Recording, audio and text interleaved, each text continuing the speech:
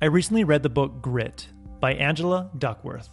Angela's a psychologist at the University of Pennsylvania, and she's obsessed with finding out the answer to the question, who's successful and why? She's conducted studies involving national spelling bee champions, elite military training graduates, and top corporate salespeople to determine what was the biggest predictor of their success. She wondered, was it talent or was it effort? Now, our society would have us believe that it would be talent. We have the tendency to marvel at natural talent and overlook the importance of effort. Surveys show that we commend people who put in the effort, but we don't actually believe it can compete with natural talent. We often discount our own abilities when going up against people who have a higher IQ or appear more naturally gifted. But Angela has found the following to be true in study after study. Where talent counts once, effort counts twice. Angela explains this using a simple formula. Talent times effort equals skill, and skill times effort equals achievement. When you apply effort to any base level talent, you get skill. When you apply effort to skill, you get achievement. The science shows that grit, the sustained application of effort towards a long-term goal, is the biggest predictor of lifelong achievement. For some, it's an inconvenient truth. Certain people like to see natural talent and use it as an excuse as to why they would never achieve what those people can, and don't even bother trying in the first place. But for others, it can be liberating, knowing that they're not doomed to mediocrity due to a lack of talent.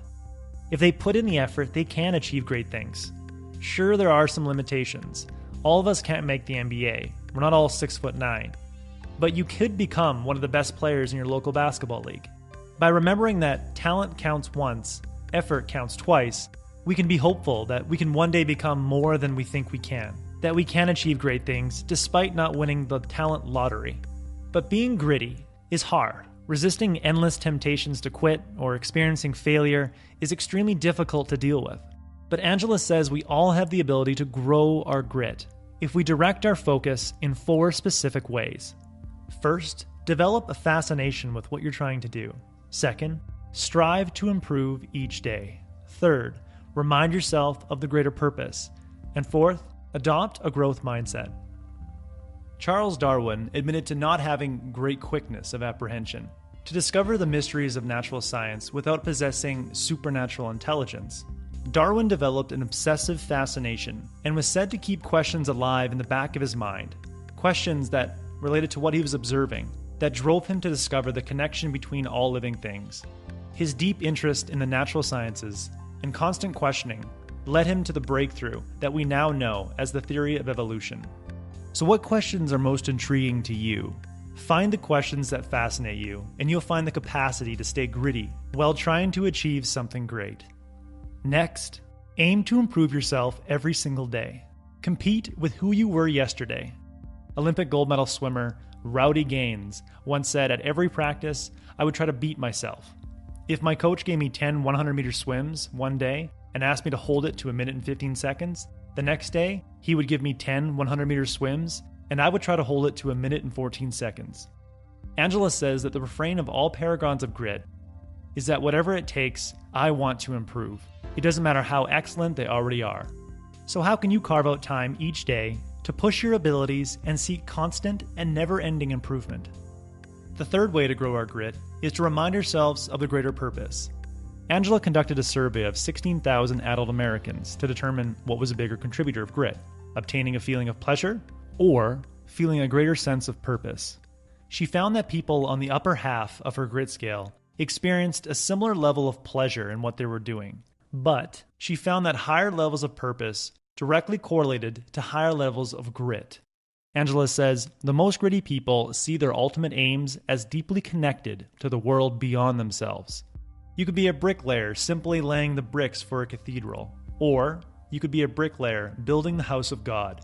It's largely up to you to determine what purpose or greater meaning your work has. Whatever you come up with has the capacity to raise your level of grit. The last way to grow your grit is to develop a growth mindset. Bill McNabb, the past CEO of Vanguard, the world's largest provider of mutual funds, interviewed leaders within the organization to see who were successful and who weren't. He found that long-term success was dependent on a core belief. Those who believe that I can't learn anymore, I am what I am, this is how I do things, routinely fail to move up to a senior level. To be gritty, you need to scrap the theory that your abilities are fixed, because it's simply not true.